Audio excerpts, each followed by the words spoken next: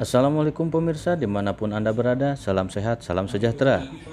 Informasi kali ini pemanfaatan infrastruktur digitalisasi dalam subsektor ekonomi kreatif bidang kriya itu sangat penting, tapi yang lebih penting adalah produk yang dipasarkan.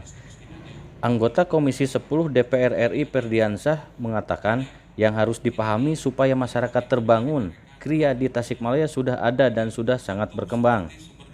Ia menegaskan digitalisasi atau infrastruktur ataupun mengenai teknologi 4.0 mengarah ke 5.0 itu pendukung utama. Namun sebenarnya hal yang paling utama itu adalah produk-produk yang dipasarkan melalui e-commerce, sementara produk dikemas untuk menunjang segala digitalisasinya. Selamat pagi, salam sejahtera untuk kita semua. Kita semua berbagai aktivitas khusus umumnya di Jawa Barat. Kami juga, Kang Dedi, jangan lupa wargi Jawa Barat oge di Majalengka. Ya, beli baju sepasang juga dengan celananya. Carinya mau batik suka pria, Tasikmalaya lah juaranya. Baik, tentunya kita panjat untuk membangun TIC dan perlengkapannya, Tourist Information Center. Kemudian fasilitas-fasilitas lain, misalnya fasilitasi untuk mitigasi bencana, kebersihan, 2,2 miliar. Jadi nanti semoga Kreatif Center ini dan insya Allah Ferdiansah menyebut yang tidak kalah pentingnya dalam meningkatkan kualitas produk adalah pembinaan terhadap para pelaku ekonomi kreatif. Pihaknya meminta kepada pemerintah kota dan Kabupaten Tasikmalaya untuk melakukan pembinaan terhadap SDM-SDM yang berkecimpung dalam ekonomi kreatif subsektor kriya, termasuk pemanfaatan digitalisasinya untuk menunjang produk atau jasa yang dihasilkan. Masuk ke digitalisasi, memang ujungnya dalam diskusi hari ini pemanfaatan infrastruktur digital dalam subsektor ekonomi kreatif di bidang kriya. Tapi yang perlu kita pahami dulu adalah supaya masyarakat terbangun. Sebenarnya kriya di Tasikmalaya itu sudah ada dan kriya di Tasikmalaya itu sangat bisa berkembang. Nah, jadi sekali lagi saya tegaskan, digitalisasi atau infrastruktur digitalisasi ataupun mengenai katakanlah teknologi 4.0 atau nanti mengarah 5.0 itu pendukung utama. Tapi sebenarnya hal yang paling utama adalah daripada produk-produk itu dipasarkan melalui e-commerce, dikemas atau untuk menunjang sebuah desainnya melalui digitalisasi. Nah, konteks itu diskusi ini juga menggali pemahaman yang sama, penyamaan persepsi. Kemudian untuk juga bersama-sama kita menginventarisasi data. Karena hari ini ternyata kita belum punya data yang konkret, bukan tidak ada data. Yang kita inginkan dari DPR ini data yang konkret, sehingga ketika ngitung misalnya seluruh Indonesia ada 1.153.000 pelaku kriya, subsektor kriya.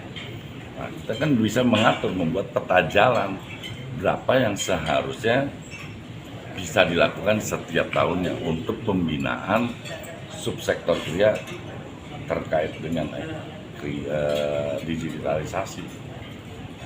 Kalau kita tidak punya data, itu akan sulit membuat peta jalan.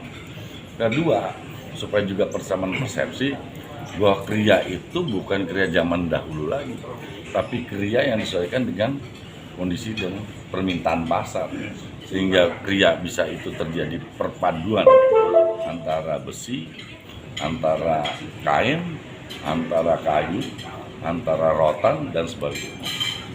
Ya, tidak menurut kemudian juga misalnya mika dan sebagainya. Nah, ini kan juga menarik. Yang ketiga yang tidak kalah pentingnya adalah pembinaan. Jadi setelah ini juga harus kita minta kepada pemerintah Kota Tasik dan Kabupaten adalah pembinaan terhadap SDM yang berkecimpung dalam dunia ekonomi kreatif subsektor kriya, termasuk nanti pemanfaatan digitalisasinya untuk menunjang produk-produk atau jasa yang dihasilkan. Pak, selain SDM, kalau potensi Sih di Kota Tasik ini sebenarnya Sangat banyak, kan kita sudah rahasia umum. Ada payung gelis, ada kolom gelis, ada batik tulis, ada tikar mendong, ada kerajinan yang di Raja Pola. Nah, itu tinggal dipilih mana yang menjadi fokus dulu. Itu kan makanya setiap kali Kemenpar membuat kegiatan, kami selalu mengingatkan untuk mengundang para pelaku atau heksailist, pemangku kepentingan, sambil melakukan pemetaan. Sebenarnya dari subsektor ekonomi kreatif di bidang kriya, untuk Tasik yang sebenarnya sudah punya modal, itu mau yang mana dulu yang didahulukan, kan harus dipilih, tidak mungkin semuanya diambil, difokuskan karena menyangkut satu SDM, dua biaya, itu kan udah korelasi yang sangat erat. kalau digitalisasi sudah maksimal dimanfaatkan. Masih sangat belum, jadi kan itu kalau dilihat dari selalu lintas tadi saya berbicara satu-satu, ya paling pemanfaatannya masih pada posisi rata-rata, saya tidak katakan ini angka pasti ya, rata-rata masih 20%. Jadi belum pemanfaatan, masih jauh dari harapan. Sebenarnya kalau itu dimanfaatkan akan lebih maksimal. Lebih maksimal, dan saya juga mengajak kepada warga Tasik atau masyarakat Tasik, nggak usah bicara jauh-jauh nyari duit ke Jakarta dulu. Ya kan tadi misalnya kebutuhan souvenir buat kawinan di Tasik itu berapa sih? Padahal itu terkait dengan data lagi, berapa orang Tasik yang berusia 20-30 tahun itu kan berpotensi untuk melakukan pernikahan. Kaitannya jika ada resepsi pernikahan terkait pasti dengan souvenir, mau yang relatif murah sampai yang mahal, dan jenisnya macam-macam, bisa ada gantungan kunci, bisa kipas, bisa tempat sabun dan sebagainya. Jadi Berarti sangat banyak. Peluang pasar masih tinggi ya Pak untuk kriya? Sangat kalau kita hitung cepat ya. Saya tidak bicara Jabar 11 yang di wilayah kerja saya dengan penduduk 5.620.000, dengan kita ambil 20%-nya, berarti yang berpotensi kawin itu katakanlah 1.200.000, kalau dibagi 5 itu kan 200.000 setiap tahun. Tinggal dikalikan saja.